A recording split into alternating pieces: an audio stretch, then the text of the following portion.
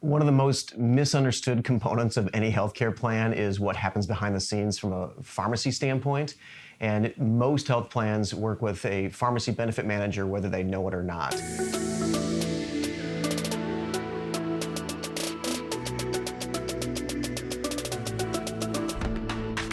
The origins of the pharmacy benefit manager industry are back in the late 60s when health insurance plans started adding what we call the drug card, the ability to go to a pharmacy and have your health insurance pay for prescription drugs. They were providing the back office for information to come from the pharmacy to the health plan to actually pay the claims. Over time, the role of pharmacy benefit managers, or PBMs, has changed, and today they claim their primary reason for existence is to negotiate on behalf of healthcare plans to drive down the cost of prescription drugs. In reality, the pharmacy benefit manager market is dominated by three big players that represent 80% of the overall market.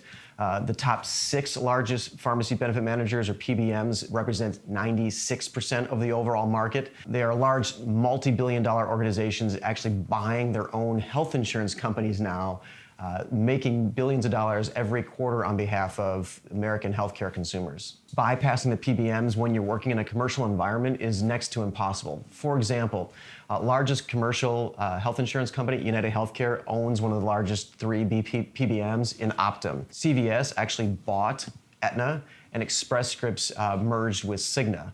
And so the big, large commercial insurance companies now either are owned by or own their own pharmacy benefit managers. There are pharmacy benefit managers, independent, fiduciary-minded pharmacy benefit managers, over 60 in 2021, that do bring significant value.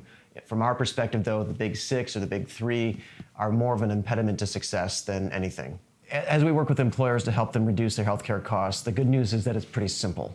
We recently worked with a manufacturer that builds farm implements and other industrial products, and they were spending over $500,000 a year on prescription drugs alone. We were able to implement a number of different strategies, helping them obtain some of those prescription drugs for free, and took that $500,000 in prescription drug spend to well below $50,000.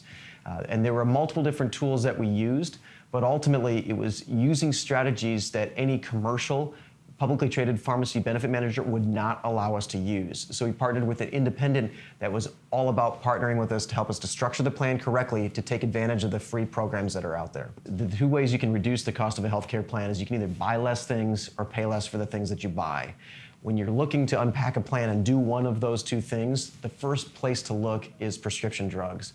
Why? Because they're a commodity and they're going up at the highest rate on an annual basis. So if we want to look at low-hanging fruit, it's on the pharmacy side.